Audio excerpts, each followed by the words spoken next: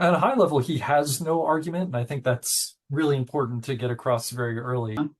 Ending birthright citizenship is something that has been sort of like a totem on the right for a while, and there have been any number of justifications given for it, all of which are bogus. Trump's executive order is making a sort of basic statement where it's saying, if you read the text of the 14th Amendment, it has this phrase in there about subject to the jurisdiction of. And what that means is that there are certain people who are not considered to be subject to the jurisdiction of the United States, and they don't get birthright citizenship. That argument, he's not just making that statement, but it comes with a statement that the birthright citizenship guarantee is not broad, that in some way or another it's narrow or qualified in a way that's really meaningful. And that argument is bogus. Subject to the jurisdiction of is not a complicated concept. It just means that the person is someone who federal law can be enforced against. And Trump is aiming to create a system where federal departments and agencies are not going to be able to issue or accept citizen affirming documents for children with without at least one citizen parent or one lawful permanent resident parent. But whether you are here on some sort of documented status or undocumented status, you're still subject to the law. You pay taxes. If you break the law, you can be arrested and you can be jailed. Now, what's the example of someone who's not included in the jurisdiction? And the paradigmatic example, the primary example, are foreign diplomats and their children. That's mainly what we're talking about here. Foreign diplomats, they can park and they can't get parking tickets. Right. York, but everyone else does. So Trump is, both in kind of the narrow details of what he's arguing, but in the big picture, it's just making stuff up. Trump issued this executive order, and it's unconstitutional for sort of two interrelated reasons. One, it's making representations about the Constitution that are anti-constitutional. It's really clear on the face of the document who gets citizenship, and that common understanding is backed by Supreme Court precedent that is now about 130 years old. But there's another way in which it's unconstitutional, in that presidents can't change the Constitution. This order doesn't do anything that Trump would claim it would do. It can't change the Constitution. He can't change the Constitution.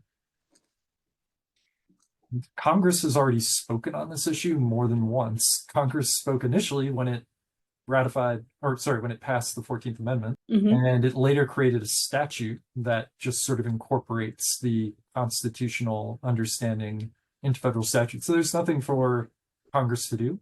There's nothing for the states to do. There's nothing for the Constitution to do. The burden is completely on Donald Trump. He needs to create some sort of world, a deeply un-American world, where somehow all of the other apparatuses of our democratic order revoke this thing. He can't do that. That's not even what he's trying to do.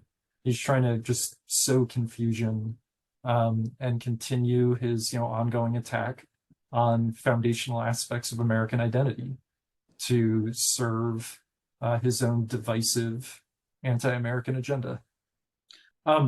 If these challenges are brought and Trump wants to keep fighting them, I'm sure that he will find some way or another to try to get it in front of the Supreme Court. Quickly, I'm a good appellate attorney. I do not guarantee outcomes one way or another, but this Supreme Court is going to have an extremely difficult time ruling in Trump's direction.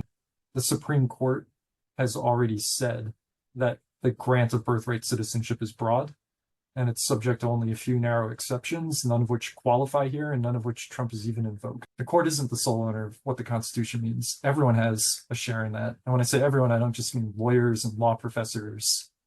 I mean everyone in this country. We together determine what the Constitution means. And this is a moment where we all need to stand up and stake that claim loudly and strongly. This is what the Constitution means. If you're born here, you're one of us. That's a key part of being American. If you're born here, you're American.